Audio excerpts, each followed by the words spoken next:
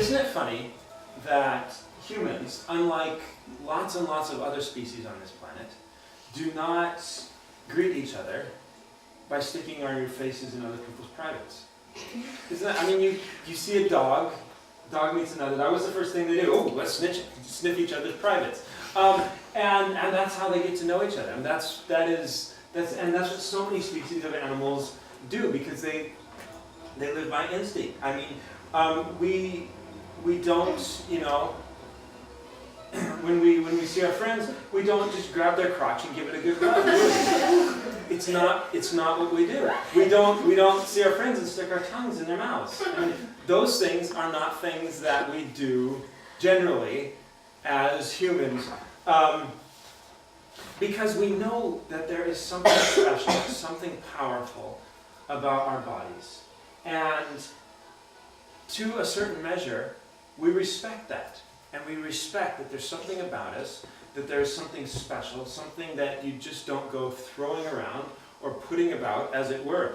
But where does that knowing that we have, that's just inherent in us, where does that come from? Your brain? Where does your brain get them from? This is an interesting thing.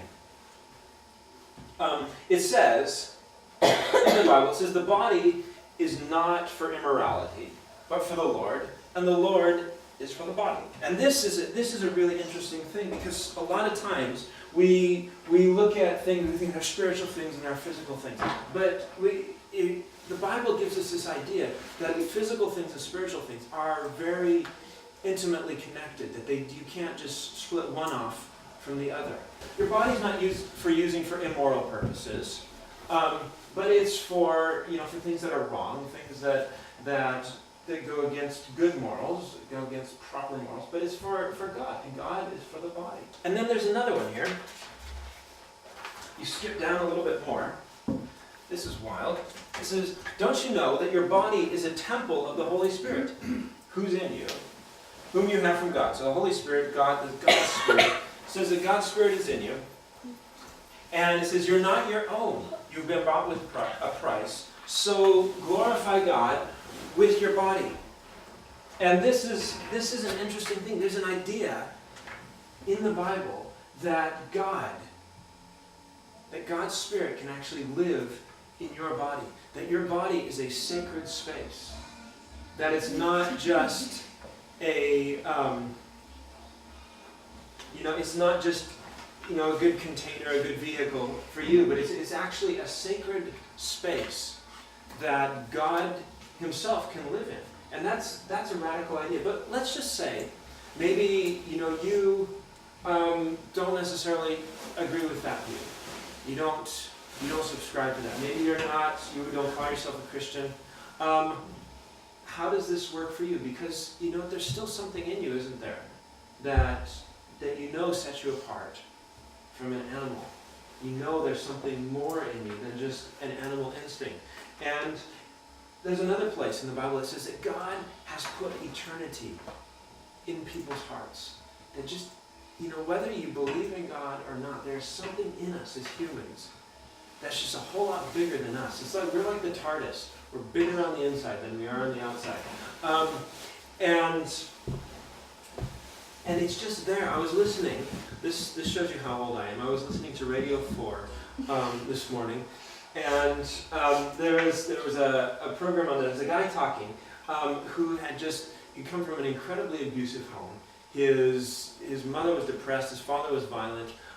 He started doing heroin at age 11 and just absolutely wrecked his life.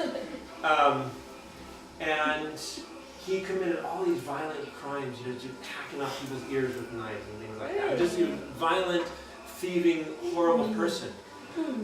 But he said, when he did this, and when he was being arrested for it and stuff, he's like, wait a second, I'm not a bad person. He was saying, wait, I'm a nice guy, really. And there was something inside of him there's a good person stuck somewhere down inside of him that wanted to get out. And he knew it was there, but he was trapped in all this drugs and stuff. And he was so messed up he couldn't get out, but he knew that there was something in there. And he said, he asked this question, he said, where do morals come from anyway? I mean, he said most kids get taught it by their families and church, stuff like that. No one taught me anything, but I knew there was something. And it's because God has put this thing of eternity in our hearts. There's something in us that is big and is powerful and is not separate from our bodies. It's part of our bodies. It's part of us. It's all mixed up together. So the question is, if we are supposed to glorify God with our bodies, or is the idea of glorify sort of make God look good or kind of thing? If our lives are pleasing to God the way we live, our bodies are pleasing to God, if we're supposed to do that, how do we do that? That's the thing. The human body is a wonderful, fantastic thing that we should not be ashamed of. At the same time, there are certain things that we can look at and think, well, does that actually glorify God? Am I making God look good with my body or not? And that's an interesting question. The guy who's writing this, his name is Paul. It's in a letter to a bunch of people in a town called Corinth. And he goes on to explain, how do we do this? How do we act like the Holy Spirit's living in our body? And he says, it's good for a man not to touch a woman. That's a bit controversial, isn't it? And then he says, this is interesting, the wife doesn't have authority over her own body, but the husband does. And likewise also, the husband does not have authority over his body, but the wife does. Now this, right here, has some really big implications for the way we live. Really big implications, and we're going to talk about those in section number 3.